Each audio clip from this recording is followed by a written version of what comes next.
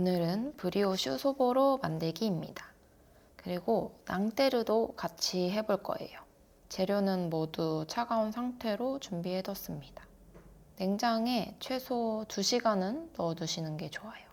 계란 250g 그리고 우유 75g 넣어주고요. 강력분 375g과 T65 125g입니다. 그 다음에 설탕 90g 그리고 소금 10g 그 다음에 생이스트는 13g 버터 제외한 모든 재료를 반죽기에 넣어주시면 됩니다. 저속에서 5분 돌려줄 거예요. 처음엔 좀 거칠게 보여도 금방 잘 섞이고 또 나중에 버터가 많이 들어갈 거기 때문에 괜찮습니다.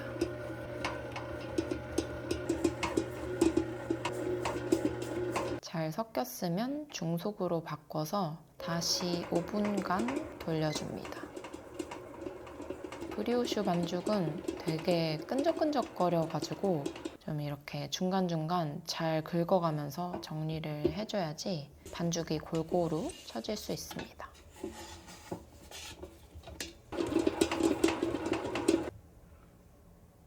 이제 버터 250g을 15분간 3번에 나눠서 넣어줍니다. 원래는 저속에서 해주는 작업인데 제 믹싱기는 그렇게 하면 반죽 시간이 너무 늘어나기 때문에 저는 이 단계에서 저속과 중속을 왔다 갔다 해주는 편이에요. 5분 간격으로 3번 나눠서 버터를 넣어줬어요.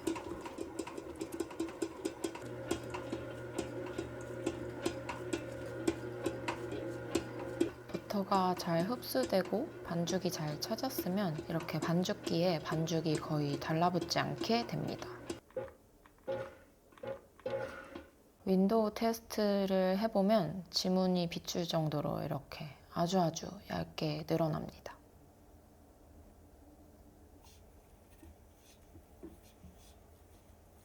반죽 온도는 23도에서 24도 정도면 좋습니다.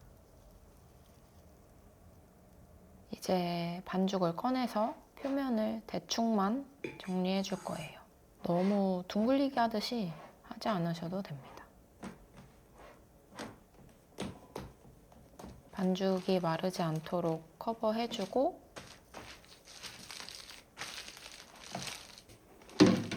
실온 24도에서 1시간 동안 발효해 줄 거예요. 1시간이 다 됐으면 펀칭을 합니다.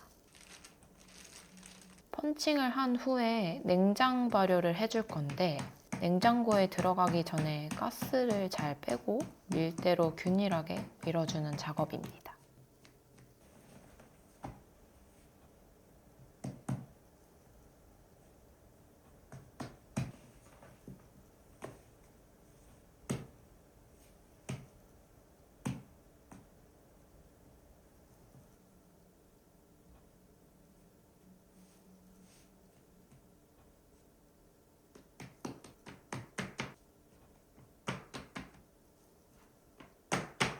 사이즈는 따로 정해두지는 않았고 저는 그냥 이 베이킹 트레이에 맞춰서 밀어줬습니다. 트레이랑 베이킹 틀 정보는 링크 걸어둘 테니까 필요하신 분들은 그거 확인해 보시면 좋을 것 같아요.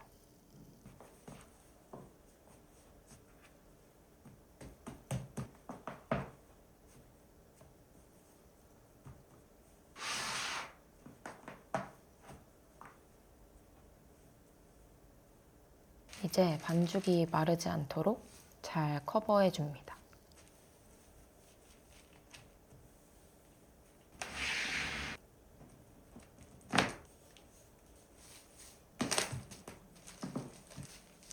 평소에는 냉동실에 1시간 정도 먼저 넣어서 냉을 빨리 먹인 후에 냉장고로 옮겨서 저온 발효를 해주는데 이날은 빨리 자고 싶어가지고 바로 냉장고에 넣어줬습니다.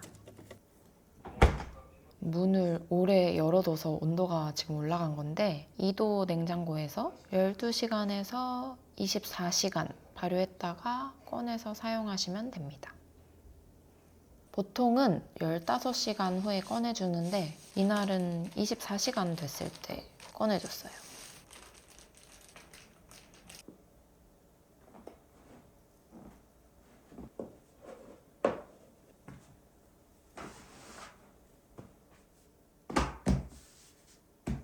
(50g씩) 분할해서 둥글려 줄 거예요. 23개에서 24개 정도 나오는데 원하는 만큼 레시피 양을 조절하시면 되겠습니다.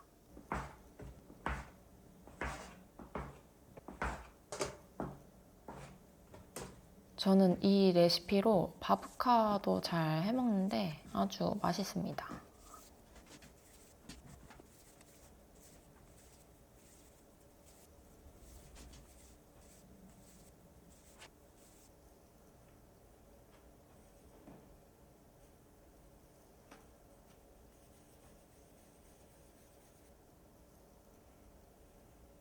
둥글리기가 다 끝났으면 다시 반죽이 마르지 않도록 커버해주고 냉장고에서 한두 시간 정도 중간 발효를 해줍니다.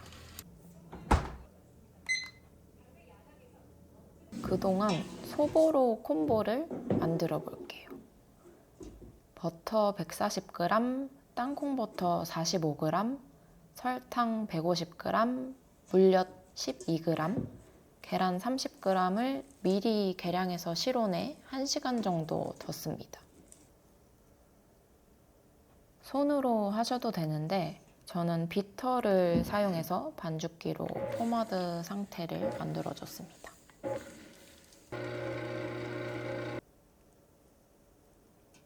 가루류는 미리 계량해서 냉장 또는 냉동실에 넣고 차가운 상태로 준비해줍니다. 중력분 200g, 옥수수 전분 84g, 소금 3g, 베이킹 파우더 5g, 베이킹 소다 3g입니다. 작업대에 가루 재료들을 먼저 이렇게 부어주세요. 그 다음 포마드 상태로 만들어뒀던 나머지 재료를 이렇게 툭툭툭 올려줍니다.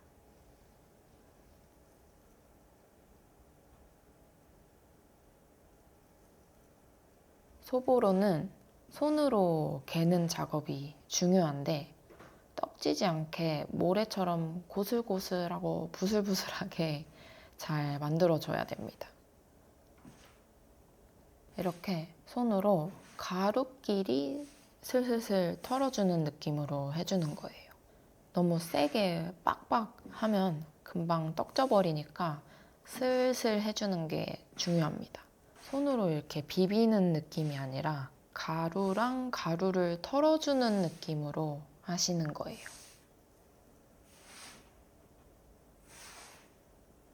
계속 하다 보면 색깔이 노르스름하게 바뀌고 이렇게 고슬고슬한 질감이 되는데 그러면 이제 소보로 준비는 끝입니다. 뭔가 축축해지기 직전에 딱 멈춰줘야 돼요. 이제 중간 발효가 끝난 반죽을 냉장고에서 꺼내고 다시 한번 둥글려 줍니다.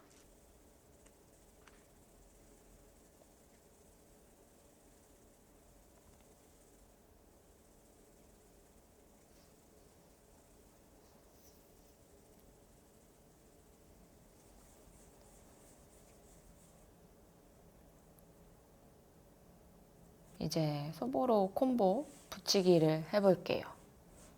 콤보랑 물을 준비해 주세요. 반죽의 바닥을 이렇게 만두처럼 모아서 손잡이를 만들어 주고 물을 묻힌 후 콤보 위에 올려서 손바닥으로 찍어줍니다. 이렇게 매끈하고 납작하게 찍히면 성공이에요.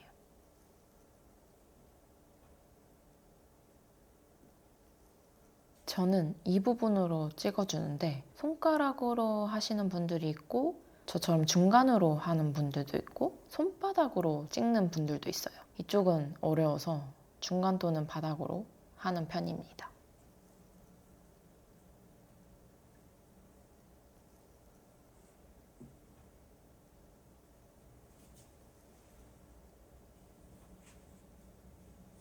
못난 가장자리는 떼어주고 정리해주면 됩니다. 한 판에 6개씩 패닝해줬어요.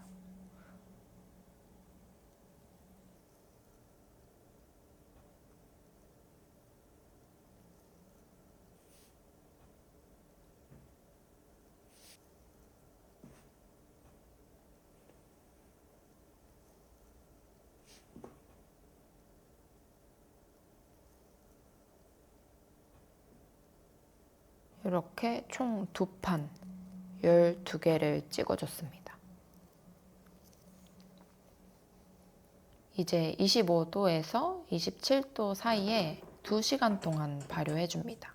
일단 타이머는 1시간으로 맞춰두고 1시간 후에 위아래 위치를 바꿔줄 거예요. 그동안 나머지 반죽도 패닝해줍니다. 브리오슈 낭테르로 구울 거예요. 저처럼 반죽을 전부 다 50g으로 분할할 필요는 없고 원하시는 대로 응용하시면 되겠습니다. 낭테르는 간격을 이렇게 잘 맞춰줘야 균일하게 나올 수 있습니다. 반죽이 조금 마르는 것 같아서 물을 살짝 뿌려줬어요. 그리고 발효기에 자리가 없기 때문에 오븐 안에 넣어줬습니다.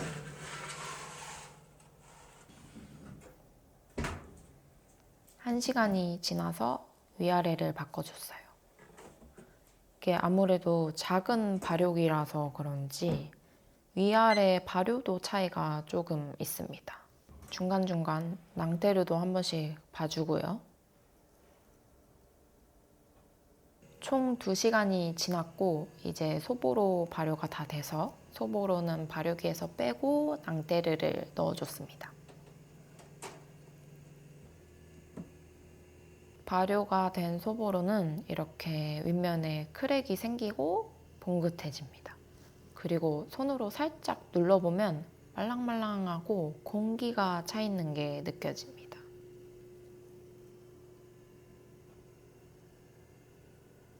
(170도로) 예열한 오븐에 소보로를 넣고 12분에서 13분 정도 구워줍니다. 소보로는 윗면에 콤보가 올려져 있기 때문에 오븐 스프링이 조금 더디게 일어나는데 중간에 들여다보고 너무 걱정하지 않으셔도 됩니다. 시간이 지나면 이렇게 뽕긋하게 잘 올라옵니다. 12분 이후에는 색깔을 봐가면서 취향껏 시간을 조절해 주시면 됩니다. 저는 13분 정도 굽고 오븐에서 꺼내줬어요.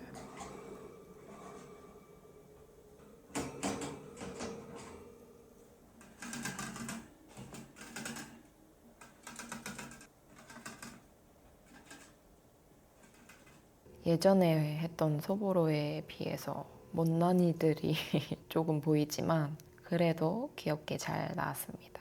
너무 오래된 재료를 쓴 탓도 있는 것 같아요. 이제 낭테르를 구워줄 차례입니다.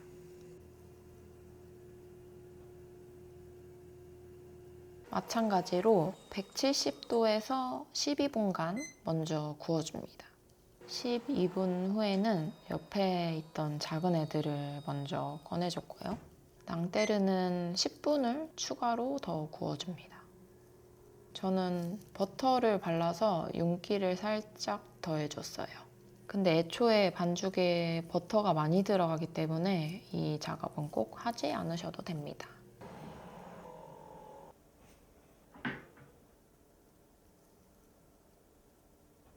짜잔,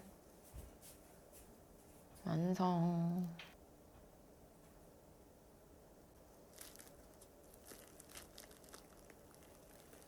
저는 어릴 때 소보로 윗부분만 다 뜯어 먹었던 기억이 있거든요. 그게 제가 당과자 반죽을 별로 좋아하지 않아서 그랬던 것 같아요. 뭔가 약간 질깃하면서도 밋밋한 그 식감과 맛이 제 입맛에는 별로였나 봐요. 그래서 좀 부들부들하고 입에서 사르르한 브리오슈를 베이스로 소보로 빵을 만들어 봤는데 아주 맛있었습니다. 제가 또 웬만해서는 직접 만든 빵을 잘 나누진 않는데 이날은 친구한테 남은 빵들을 쥐어 보냈습니다. 엄마 아빠도 아주 좋아해준 겉바속촉 브리오슈 소보로 빵입니다.